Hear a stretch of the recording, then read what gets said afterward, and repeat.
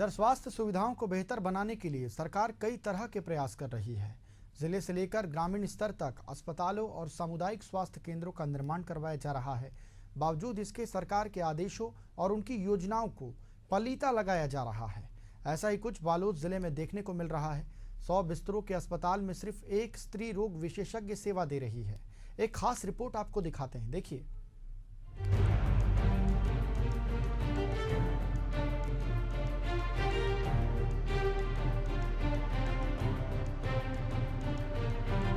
बालोद जिले का एकमात्र 100 बिस्तरों वाला मातृ शिशु अस्पताल इन दिनों बीमार चल रहा है। करोड़ों की लागत से बने इस अस्पताल में पर्याप्त स्टाफ नहीं है, जिसके चलते अस्पताल रेफर सेंटर बना हुआ है। 100 बिस्तरों वाले मातृ शिशु अस्पताल में डॉक्टर के नाम पर एक ही स्त्री रोग विशेषज्ञ फिलहाल कार्य कर रही है और उसी पर पूरे अस्पताल की जिम्मेदारी है। सबसे पहले तो मेडिकल ऑफिसर और स्पेशलिस्ट की कमी है, जिसमें वर्तमान में हमने स्त्री रोग विशेषज्ञ पोस्टिंग करवाए हैं, जिससे कि अभी काफी राहत मिला है डिलीवरी वालों के लिए। एनेस्थीसिया भी चाहिए, स्त्री रोग विशेषज्ञ भी चाहिए, साथ साथ पैथोलॉजिस्ट भी होना चाहिए।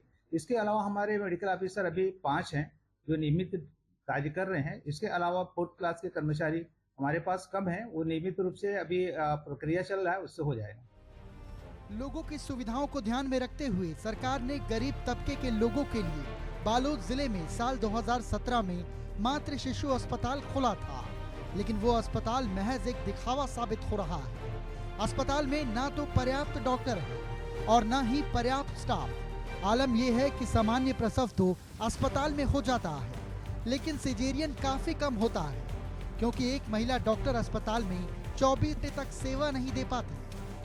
बोला यही जानकारी मिली से कोई गार्ड के माध्यम, जो सिस्टर मैडम है जो ड्यूटी में रही से ओकरमन के माध्यम से पता चली क्या पता चली कि आज छुट्टी के दिन है ना, तो आज सोनोग्राफी नहीं हो पाए, और सोनोग्राफी हुई तभी हम ये बता सकते हैं कि बच्चा नॉर्मल डिलीवरी हुई कि सीजर में हुई। नहीं, अब मैं उतना तक के मोला मालूम है, जहाँ तक के मोर जानकारी के हिसाब से, बाकी तो सब।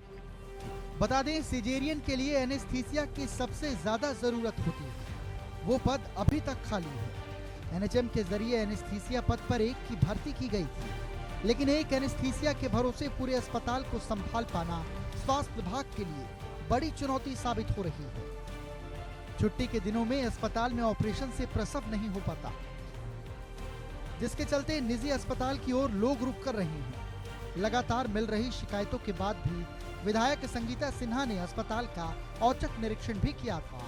इस दौरान उन्होंने सरकार पर सवाल भी खड़े किए थे, लेकिन अब तक समाधान नहीं निकल पाया है।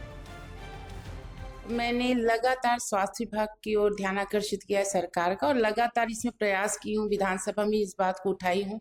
उसके बावजूद यहाँ सभी संसाधनों की कमी है, एम्बुलेंस की कमी है।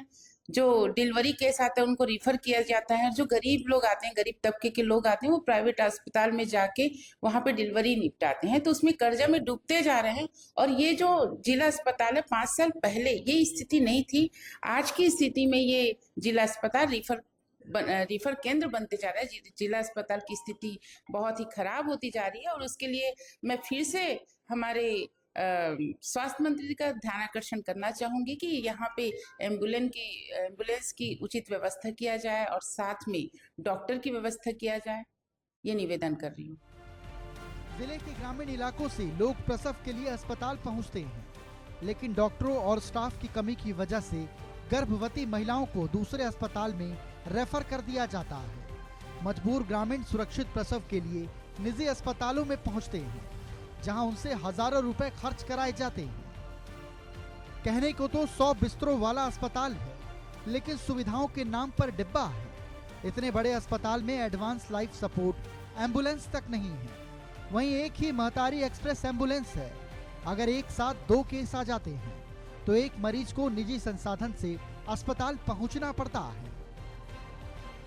एशियन न्यूज के लिए बालोद से शिव जायसवाल की रिपोर्ट।